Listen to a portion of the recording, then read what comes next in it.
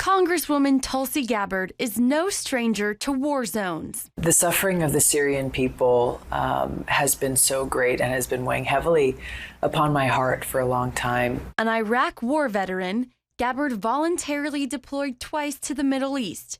Experiences that led her to head to Syria for a first-hand look at the situation. I wanted to go there personally. I wanted to express in some small, minute way the love and the care and the aloha spirit that the people of Hawaii share with the Syrian people, that the people of our country have for the Syrian people. Since returning home, Congresswoman Gabbard has had a difficult time sharing what she witnessed overseas amidst intense scrutiny from colleagues in both parties. Rather than having this substantive debate, they are focusing on things that are irrelevant or even not true. They want to know who paid for the trip, although she insists the House Ethics Committee approved it, and why she met with Syrian President Bashar al-Assad. It was important to take the meeting with President Assad because whether people like it or not, he is the president of Syria.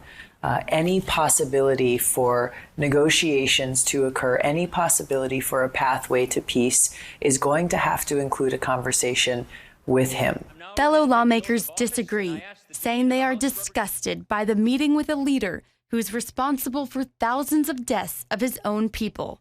Gabbard told me she had not originally planned to speak with Assad, but she wasn't going to pass on the opportunity. We talked about how we can collectively try to bring stability back to Syria, how refugees who have left Syria will be able to return home.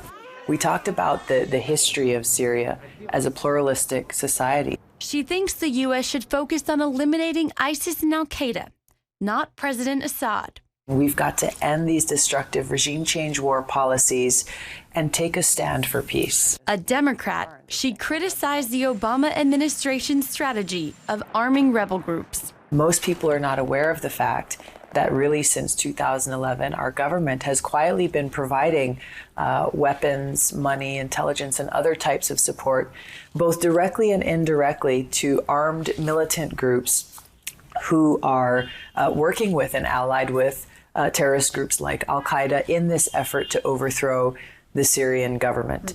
Gabbard introduced the bipartisan Stop Arming Terrorists Act and became the first Democratic House member to meet with then-President-elect Donald Trump to discuss the Syrian conflict. I talked with him about the need for us to stop arming and supporting those working with terrorist groups in Syria, the need for us to end this regime change war that Congress has never approved, and that is counterproductive because it's actually working to strengthen groups like al-Qaeda and ISIS, who we are supposed to be focusing on defeating.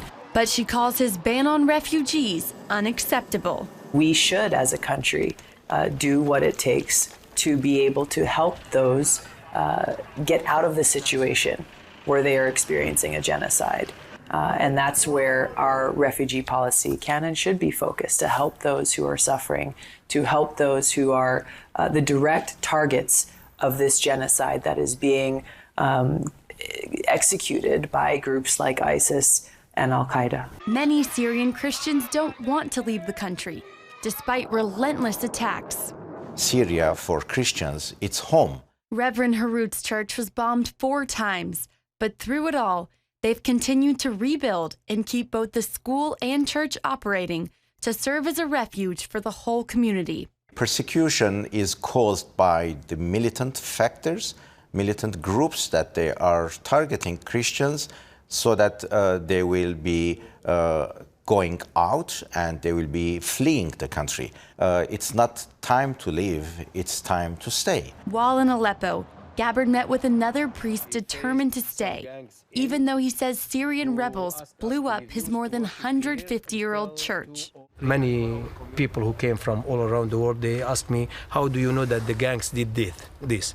And I said it very clearly. When you look to their weapons, you can know who exploded the church. According to the priest, the Syrian government has given them the resources to rebuild the church.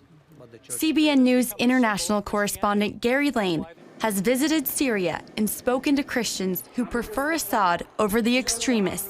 Syrian Christians won't state publicly how they feel about the Assad regime because they fear retribution, but privately they'll tell you that they've fared pretty well under Assad. They've been free to worship in their churches without hindrance.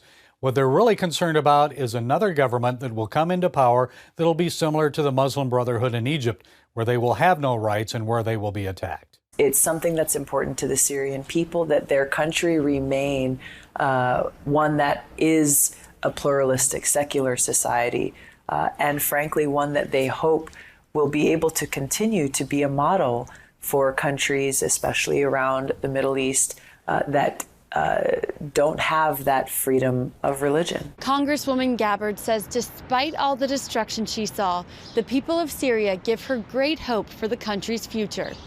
Reporting from Capitol Hill, Abigail Robertson, CBN News.